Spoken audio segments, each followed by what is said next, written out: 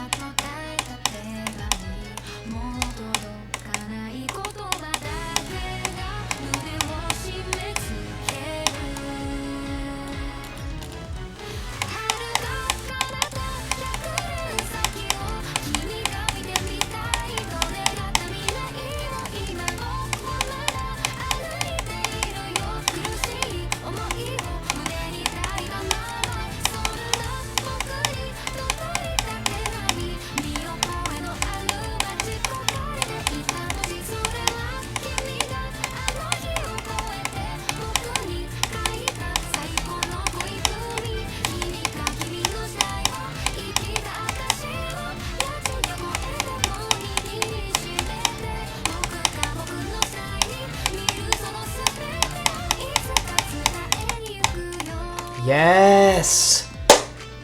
Okay, that level is something. That is actually pretty cool. I like that. I got so unlucky with it. 94, which the end screen is 6% long, so if you do the math, that's the final fucking click. So yeah, that's how that went for me. I'm probably gonna show me dying the final click at the beginning of the video for the fun after 114 attempts of mental torture, but yeah, okay. Overall, I still like the level. It could have used a bit more playtesting, especially regarding the balancing, because from my experience, maybe I'm just ass at wave, but a lot of the wave parts were a lot harder than the other gameplay, specifically the ones where there's portals involved, gravity portals, but yeah, for this level is, it has a lot of creators that obviously aren't like top tier fucking top 100 Vibrant Geo cherry team type shit, and I'm sure GD Twitter will agree with me on this, but but it gives the level a lot more soul. It has a lot more like, it feels like more of like a more humble project than like a corporate thing. And don't get me wrong, I am the opinion that I really like a lot of Cherry Team's projects, a lot of Vibrant's recent projects. Fuck you, Hypersonic, but and like they're really well made, obviously, but this just has a lot of soul to it, which I really enjoyed. And the gameplay, I said the balancing is bad, but it's really not that bad, and except for the part that I'll get to in a bit. And just it's really fun. It's sync based. A lot of people aren't fans of that for some reason. I call it sync slander propaganda, but yeah, I really enjoyed it. If you like sync, you'll probably find enjoyment in this as well. The thing is, a lot of the parts are really distinct from each other, which you could say that as a con, but the point of a mega collab is to have different creators making stuff, and it's not like they're completely different, like they still fit together, and it gives each part like its own separate identity, and it's not like you're just looking at the same level the entire way through. And also I can go through each part and list out the pros and cons, which I will do, which might take a fucking hour, but it shouldn't be too long. The first part, made by, I can just do this and see the creators. I only know that the first part was made by Skelly Bobby, and the obvious part was made by OniLink. I don't know who decorated each other parts because they didn't put their names in it, but I'm just gonna go in order. Skelly Bobby's part, the first one, it looks like the block designs, the backgrounds, they all look awesome.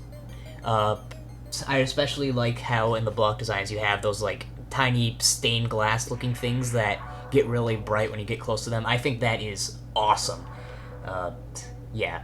And the background, it looks really nice. My only, like, critique of the decoration is that, it's a little bit, it's kind of empty, which could have probably been solved by, not putting in more structures or anything. I feel like the structuring was fine, but probably adding something else in the background, making it have a parallax that's separate from, like, the mountains or the sky in the back. That could have probably worked, and then if, literally just if that was added, it would be, like, the best part of the level by far. Yeah, the other, like, really small nitpick, I probably won't get this nitpicky on the other parts. This is just because it's the first part and the part I saw the most often. There's, like, pure white accents, like, rectangle pillars inside the block designs, and it's, like, pure white. I think there's also, like, those two particles at the beginning are also pure white, and I feel like they were a bit harsh. It's such a small nitpick. Like, I would probably rather them be slightly pinker, to just contrast a bit less, but that's a subjective opinion, and it's such a small nitpick, it does not matter. I'm not expecting this to get updated or anything, just, yeah. The next part, the block design also looks awesome. The thing is, you don't see it that often, because, it like, pulses with the music and the music only, and when there's not a note in the music, it is pitch black. That sounds bad, but it's, at least after, like, the very beginning of that part, it's not hard to see where the gameplay is, and it's mostly muscle memory anyway. Yeah, the pulsing looks really cool. It's just, I wish you could see more of the block design, because from what I saw, it looked really good. Yeah. The only issue I really have with that part is the very beginning of it gameplay-wise, like, before, like, the drop, and especially that yellow orb at the very beginning of the drop. That click is, like, kind of awful. It's just, you could have just, like, removed that one structure with the spikes on top of and bottom, and, like, it wouldn't suck. But yeah, and, like, the parts before that were iffy with the UFO, but after that, the part was, like, fun and consistent. Yeah. The part after that, it looks okay. I like the other parts decoration-wise better, but it looks nice. A lot pinker than the other parts, but, like, it doesn't really matter. I'm fine with it. A bit static, but that's fine. Yeah. And then gameplay-wise, it was pretty decent. Probably, compared to the last two parts, the best gameplay thus far. Okay. I'm going faster now. The next part, second favorite gameplay in the level. The part before is probably my third. The block design looks really neat as well. There's nothing really going on in the background. The part's pretty dark, which is fine. Yeah, not a bad part. The part after that, I can't tell if I really like the colors or I really don't. It looks really muddy. It's kind of going for that, like, outdoorsy, foresty vibe, and I can't tell if the muddy colors, like, work really well or they're too muddy. I genuinely can't tell. It sounds like I'm insulting it, but, like, I really like the colors, kind of. I don't know. I can't tell. The gameplay-wise is my favorite part of the level. I'd say the first three parts are, like, I'll go off the non-list-worthy extreme demon rankings. They're, like, medium extreme difficulty, where that would be, like, I'm trying to think of a good level, like Kingslayer or Electric Forest, if you know what those levels are. I think, no. Okay, so those are the only two levels that come to my head, so about that difficult. I'll just say fourth and fifth parts of the level are, they're probably, like, easy, maybe even beginner, like, difficulty. Like, they're not hard. You'll still die to them just because it's far into the level and you have nerves, but they're not hard. But they're still really fun. Now we get to the part after that, which is OniLink's part. Decoration-wise, it's probably my favorite part of the level. I mean, this is somewhat controversial, but I really like OniLink's specific style. It can definitely improve, but that really goes for every creator in the game. You can always get better, yeah. Yeah, but it's really nice and obviously unique. And I feel like this level really shows his style really well. It works best as like a kind of like caverny underground type thing, mostly because OniLink's weakest parts, in my opinion, are his backgrounds, and like the way he like structures, it's really like cluttered and claustrophobic, which suits well for like an underground kind of environment more so than like in an above ground thing. The obvious example of this would be the beginning of Tidal Wave versus the like 40% part. I feel like this is like a common sentiment, but yeah, just putting that out there. Yeah, now the gameplay in OniLink's part.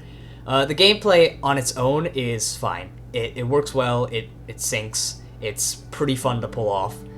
But Jesus fucking Christ, it is the hardest thing. It is probably the hardest part, like individual part I've ever played in any Extreme Demon. My hardest is the Sulfur Sea, which really isn't saying too much. I forgot to say this before, I feel like this level is like moment difficulty about, like that Bloodbath area. Mostly because of OniLink's part, the rest of the level isn't that bad, but just OniLink's part is so hard. Non-list worthy wise, probably like insane, which, yeah, that's, especially since the previous two parts were like easy, like, goddamn, bro. Yeah, the most difficult part of OniLink's part is that second wave in his part, where there's 3 clicks, 2 of which are like after portals, and you have the biggest fucking name of all time, surrounded by like Japanese characters. It's dark, you cannot see shit, you're going off of muscle memory alone, and it is really hard. OniLink's part, I probably died to like 20 times from 0, which is insane, but to be expected with how hard it is. Jesus Christ. The part after it, it is a bit easier, probably more towards that medium hard, non-list toward the extreme range. Still pretty hard, and you can expect to die to it, especially since the transition into it is awful. For some reason, the hosts of this level, just for the last like 3 parts, just separated them using hard cuts with like timings right afterwards. The first 2, they're not that much of a problem. Muscle memory wise, you can get those transitions down, but that last transition into the final part is difficult. Yeah, and then like immediately after, you have this wave where you have to hold into it. The timing is weird because you hit the portal and then you start falling down immediately fast because you're a wave at 4 times speed, and then you have to let go at a weird time. Yeah, but other than that, the last part isn't that bad. Closer to the rest of the level in terms of difficulty. Decoration-wise, it's probably the weakest part. This isn't like this isn't to offend whoever made the part. I think it might actually be Vinti. I could be very wrong though. He doesn't have his name in it anywhere, which is fine. No offense, because like it's the worst part by not a lot. Like, it's not like obviously worse than the rest of the parts. It's just like it's, yeah, slightly worse. But it still looks decent. So yeah, that's my like overall review of every part of the level. I'm sure this video is going to be like 15 minutes long for a 1-minute level. But yeah, overall, really enjoyed that. I would recommend it to you if you have the same skill set and enjoyments as me, which is kind of like Reta style levels with flow sync gameplay. It's not for everyone. I can assure you that, like, if somebody like Aeon Air played this, because like he's been open about not liking sync, Aeon Air would hate this level. Yeah. So, yeah, if you have that skill set, I'd recommend it, or if that's like your preferred style of level, I'd recommend it. And also, if you want to go for this, just know what you're getting into. Like, when in practice mode, I immediately noticed that OniLink's part was harder than the rest, and you probably will too, but just